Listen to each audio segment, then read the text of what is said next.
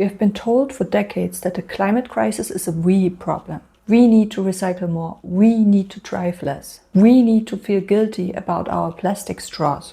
But the data just came in for 2024 and it tells a much darker story. It's not a we problem, it's a them problem. A new report has revealed that just 32 companies were responsible for half of the global carbon emissions driving the climate crisis in 2024.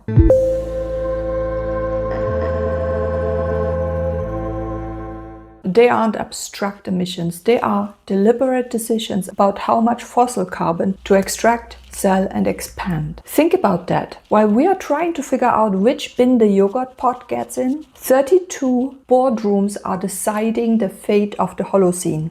This isn't just about business, this is about power. 17 of the 20 top polluters aren't just companies. They are state-owned. They are the bank accounts of nations. When dozens of countries pushed for language committing to a fossil fuel phase-out, the proposal was blocked by the very states that are the largest fossil fuel producers. Saudi Arabia, Russia, China, the United Arab Emirates. This is a closed loop of accountability. The company pollutes, the state profits, and the state then vetoes the laws that would stop the company from polluting more. This isn't a market failure, this is a successful heist. But these companies don't operate in a vacuum. They need capital, they need their dirty dozen. In 2024, global banks led by JP Chase, Bank of America and Citigroup poured $869.4 billion into fossil fuel financing. And that is a 23% increase from the year before. While their marketing department is talking about sustainability targets, their loan departments are funding the expansion of the very infrastructure that makes achieving those targets impossible. This is not passive financing. These loans make new drilling, new pipelines, and new emissions possible. Without them, expansion plans just collapse.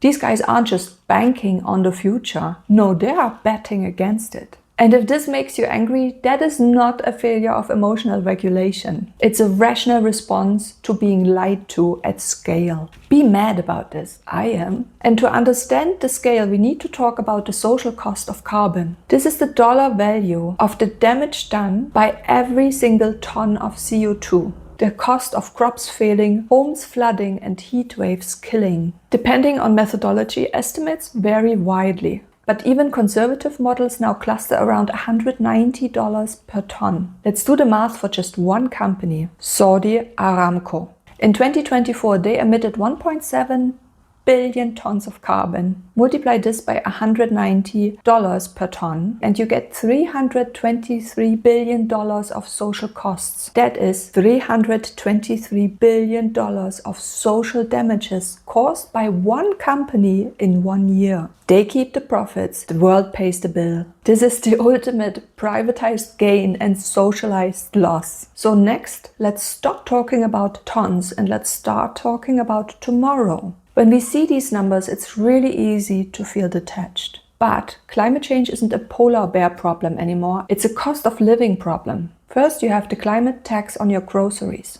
When 32 companies drive extreme weather, it's your grocery bill that pays for it. Increasing heat means lower crop yields. Droughts in the Midwest and floods in Europe mean food scarcity, which means you pay 20% more for your bread because of a boardroom decision made thousands of miles away. Second, let's talk about the death of insurance. In places like Florida, California and parts of Australia, homeowners insurance is becoming a luxury or disappearing entirely. Why? Because the social cost of carbon has arrived at your front door. You are paying for the carbon majors' emissions through your skyrocketing monthly premiums. Third, let's talk about gaslighting the public. There's also a psychological cost to all of this. When you are told to save the world through small lifestyle changes while the 32 biggest polluters are expanding production, it creates a sense of learned helplessness. It makes you feel like your efforts don't matter.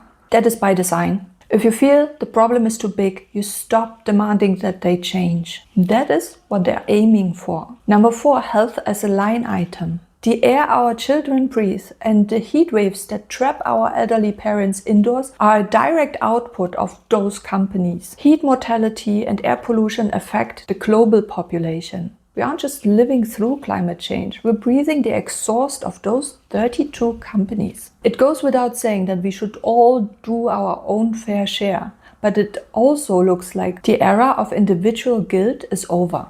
What we need less of is green tips for consumers. What we need a lot more of are accountability laws for the big polluters, for the big producers.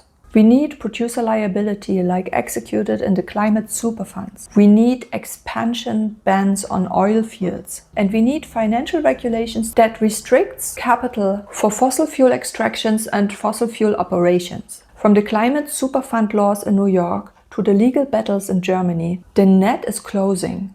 The data is plain, the law is becoming clear, and the social cost is being tallied. It's time to stop asking people to change their light bulbs and start asking those 32 top polluters to pay their tab. But please still change your light bulb. Thank you for joining me today. See you again soon.